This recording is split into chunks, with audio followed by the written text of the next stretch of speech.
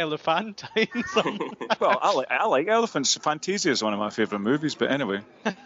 I suppose it does raise an interesting question, though. I mean, if we're saying that one of the important things, maybe the critical important thing for Yes Scotland to do to win this referendum is not win this air war, is not... I mean, I understand what you're saying there, James, but if the focus is more in terms of communities, then is it a good thing that natural Yes supporters are spending £4,000 on a one-off poll instead of possibly putting that money towards structures which might actually win us this referendum instead of not getting us good coverage in the media?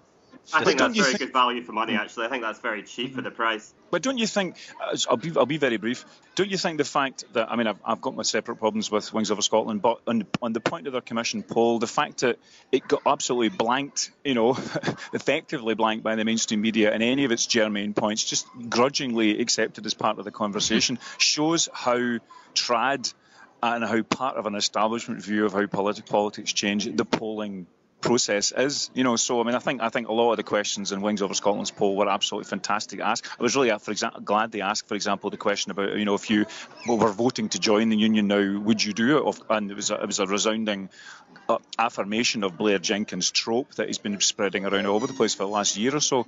But it's trad politics, and it's not a waste of money if people crowdsource it, because then that's what they've paid. That's the act that they've paid for. But just I would put question marks around it.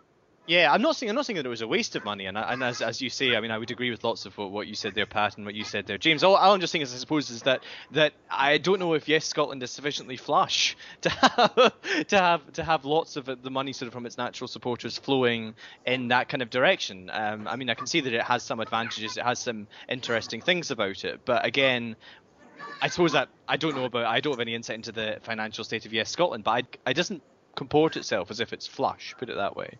This might come as a surprise to you, but I've actually commissioned the first poll for the For All That podcast, and the sample size will be 4, namely us 4, and that's we'll start like the actual Indy Ref question. So it's, should there be more Indy Ref poetry, Andrew? No, okay, definitely not. Pat? Yes, because it enabled me in a tweet to rhyme Paul Hutchin with escutcheon. Okay, and James? If the examples I read on Twitter are anything to go by, there definitely should not be any more Indie Ref poetry. Yeah, I even made some abysmal ones, but I'm voting no as well. So, okay. And I suppose that's been very good. I suppose we can wrap up now for this week. So, thanks to James for coming on. Thank you. Thanks to Pat. Thanks for inviting me. Great pleasure. And Andrew, you still writing that PhD? Yes, well, I suppose now I should pour my energies into writing a ballad so we can close off, and we can record it. Possibly we can do a lovely patchwork of lots of different poetic forms in favour of independence. A villanelle, perhaps, with a nice refrain. God, pass the pistol now. Yeah, National Collective, don't call him. Cheerio. Bye-bye. Bye.